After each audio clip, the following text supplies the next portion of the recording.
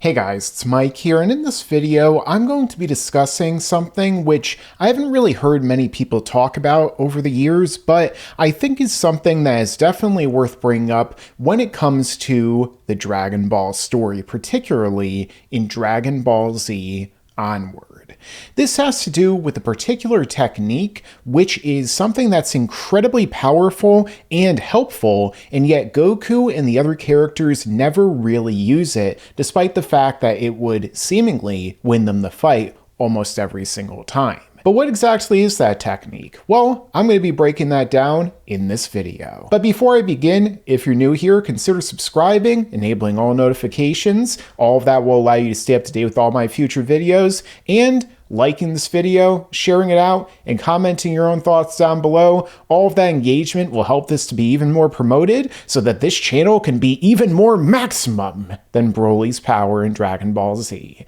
With that being said, let's get into the video. Okay, so this ability was actually used in the manga for the first time during the fight between Goku and Frieza on Namek. During this point, Goku is charging up the Genki Dama, the Spirit Bomb, and Frieza, well, he wasn't exactly taking this too lightly because he thought Goku was playing around with him. He didn't realize he's charging up a technique because Frieza, of course, at this point, couldn't sense energy. Not until Dragon Ball Z Resurrection F, at least. During this, Piccolo decided to try and help out Goku so that he'd be able to finish this ability. During that, he tells Gohan and Krillin, as we could see right here, to give him their energy, essentially to transfer the remaining energy that they have left at this point into his body. This is something that we go on to see allows him to eventually help out Goku when he jumps in right about when Frieza's going to blast Goku in the face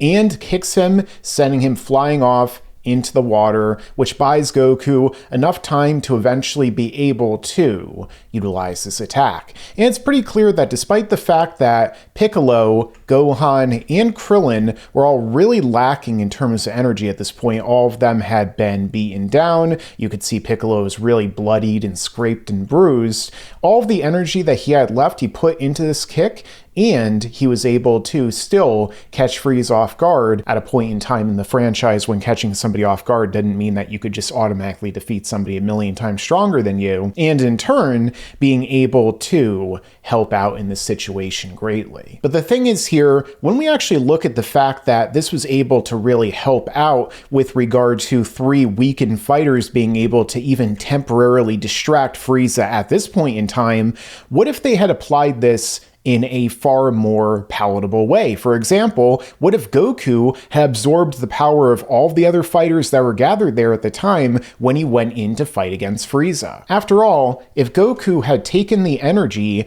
of the other fighters at their absolute maximum by the point that he showed up, and let's say that he then amplified that with his Kaioken, he should have been able to do way better than he did against Frieza, considering the fact that if Goku even were to, let's say, double his overall power, and then he used the Kaioken times 20 with the Kamehameha on top of that, then when he actually fired this Kamehameha at Frieza, chances are he wouldn't have been able to stop it like he did here at just 50% of his power, and he probably wouldn't have been able to stop it at all, considering the fact that Frieza, well, he would have needed to bulk up into his 100% form to be able to match up to a level of power that Goku exhibited here, which means that if Goku had borrowed the power of all of his friends going into the fight, and even Vegeta's power that was left over before he was dead on the ground, then he very possibly could have, well, beaten Frieza without even becoming the legendary Super Saiyan. That's certainly a possibility as well, considering the fact that Goku could have defeated Frieza at any point after he became a Super Saiyan, aside from when he just decided to let Frieza go to his full power so he could beat him down at his best. And on the topic of Super Saiyans, this also applies a lot to the next arc. For instance, when Goku goes up to fight against the androids, and all the other Super Saiyans and characters do that too. We saw the effectiveness here of these characters, the androids, who are able to absorb the power of the Z fighters at this point in time. Eventually, Android 19 was able to beat the weakened Goku because of this. Dr. Gero, Android 20, was also able to absorb energy too, including some of the energy that he stole from Piccolo and a blast from Super Saiyan Vegeta. However, one major thing is even though they got a base increase in their power, they still weren't able to match up to the power output that someone like a Piccolo or a Vegeta was capable of putting out. As we see from Piccolo, who at this point was almost Super Saiyan levels in terms of his strength, he says that because the training that he had gone through over the course of the 3 years leading up to this alongside Super Saiyan Goku and Gohan, and then his training on King Kai's planet among other things, he was able to basically figure out almost the type of Kaioken in of itself, which actually broke down in the top right corner discussing why the characters never learned it or stopped using it altogether in the story. And he's able to take his energy and output it in huge bursts, something that Dr. Gero, Android 19, 17, 18, 16, so on, were not capable of doing, because they didn't really understand the concept of chi and saw it simply as being something that is rather just pure power and power levels, like unfortunately a lot of the Dragon Ball fan base still basically views everything as even today. So in the case of somebody like Vegeta, he honestly wasn't that far behind the power of Android 18, which we saw during this fight, because the two of them were going all out against each other and Vegeta was still able to damage 18. The main reason why he lost, as it's being said here by Piccolo, is because Android 18 gradually wore down and Vegeta's stamina and everything like that. This is what eventually led to him being defeated, as well as everything leading to him, Goku, Gohan, and Trunks, Torankasu, as well as even Piccolo, going into the hyperbolic time chamber so that they'd be able to fight and defeat the androids and Cell. But realistically, if everyone had just given their energy to Vegeta, or future Trunks, or even Piccolo at this point in time, then shouldn't he have just been able to stomp the androids right then and there? Did Piccolo really even need to merge with Kami in order to defeat 17 when they could have just all transferred their energy into him, and then he would have just made 17 look like a toy that he basically was at that point compared to Piccolo's like amped up ridiculous levels of power? I mean, knowing Piccolo, he also could just, wished on the Dragon Balls and then became yellow and then orange on top of that, but that's a whole other story for another day. The same thing's the case with Cell. I mean, Goku was in universe said to not be able to defeat Cell. Even after the time chamber, he went all out and he still couldn't win, and he knew that his whole game plan, in order for him to win, for the only chance that they had of obliterating and defeating the perfect warrior in Cell at this point,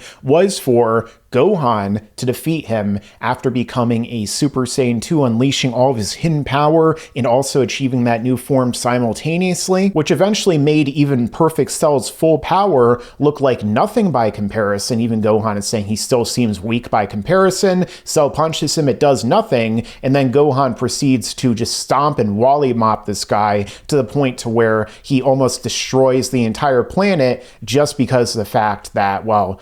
I can't win here, he's way more powerful than I am. But theoretically, couldn't Goku have done the exact same thing if everyone just transferred their power into him, including Gohan? I mean, wouldn't that have made him at least somewhat stronger than full power Perfect Cell at this point and able to, charge up a Kamehameha that would actually kill him this time? Barring the fact that Toriyama forgot the whole core thing, which, is a kind of a plot hole in of itself, which I discussed in the top right corner. So again, it's almost like they either forgot this ability existed or they just decide not to use it because the sake of the plot. Even the case when Goku is a Super Saiyan 3 fighting against Kid Buu. Because the energy drain from Super Saiyan 3 on Goku's body, eventually, despite the fact that he was channeling his power and getting to the point to where he could try and defeat Kid Buu, he ran out of energy because the stamina drain of Super Saiyan 3, as we could see happening right here. But the thing is that if Vegeta, instead of, fighting Kid Buu and holding him off, had just, I don't know, transferred his energy into Goku, and maybe Fat Buu could have done the exact same thing.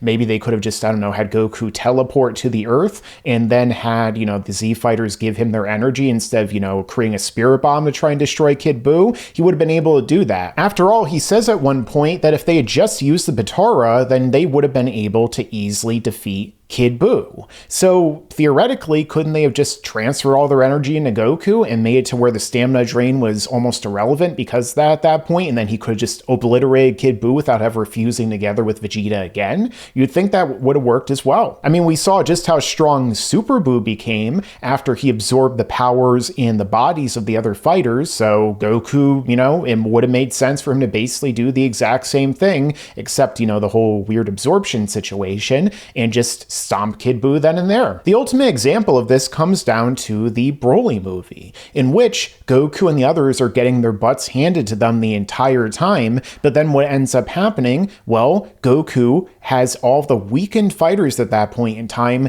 give him his energy so that he can just overpower Broly, make him seem like nothing by comparison, and then ultimately defeats him with a single hit. And I know in the Daizenshi, or one of the various different guides that, wasn't actually written by Toriyama, nor was the movie made by him either, it says that they made him like 1,000 times stronger or something like that. I don't think that that's ever actually supported by either the movie or, anything we see in the main story. It seems more like addition at that point. So if a bunch of weakened fighters can give their energy to Goku and then he could stomp somebody that literally nothing they were doing even dented the guy beforehand, shouldn't he have been able to beat like every other character he ever had an issue with throughout the course of the story? You would think the answer would be yes. But in this story, who really knows? We even have an absorbing villain in Moro who's able to steal the energy of other fighters and get so ridiculously powerful by the end of the arc to where he's able to swap hands with Goku as Mastered Ultra Instinct, among other things. So again, it seems like this would be a great ability, and yet the Z fighters, especially Goku, never use it.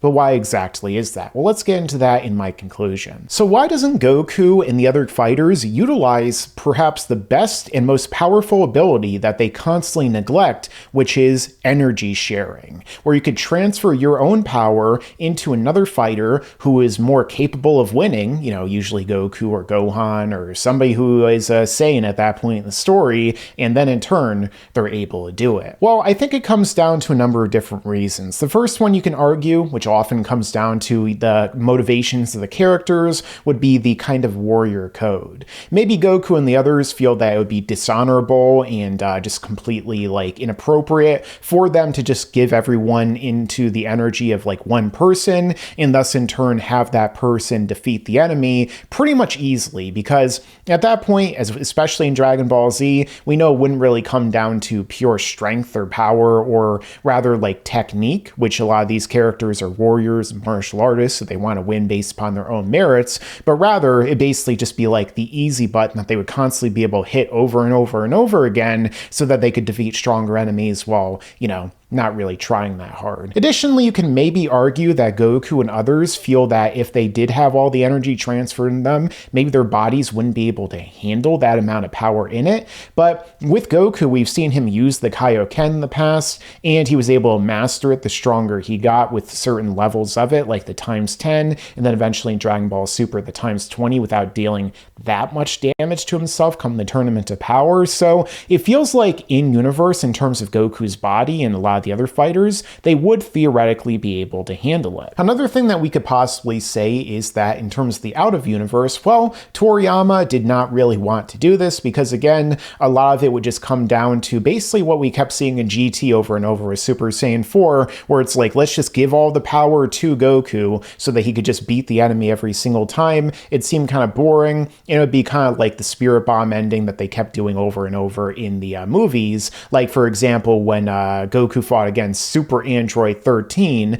with his very expensive haircut, according to Android 13, and in turn, what happened? He absorbed the power of the Spirit Bomb and just like utterly annihilated 13 with all of it, which they kind of repeated in the Tournament of Power. The fact of the matter is, I think that maybe he just kind of thought it would be too easy and too boring, especially when it comes to like the Android and the Cell Saga and everything along those lines. Well, there's a lot of very convenient things that Toriyama kind of ignored and pushed out of the narrative just so that he could tell this much darker story, like the one-day visits, for example, which I also discussed in a video you guys can see in the top right corner as to why Goku did not utilize one. But either way, if they did, it's been shown before that it definitely should work and help the opponent to, you know, get into an early grave, or at the very least, cry uncle to Goku, up until Goku spares him, and then he tries to blow up the Earth, which happens way too often for my liking, and most fans, really. But what do you guys think? Let me know your own thoughts down below in the comments.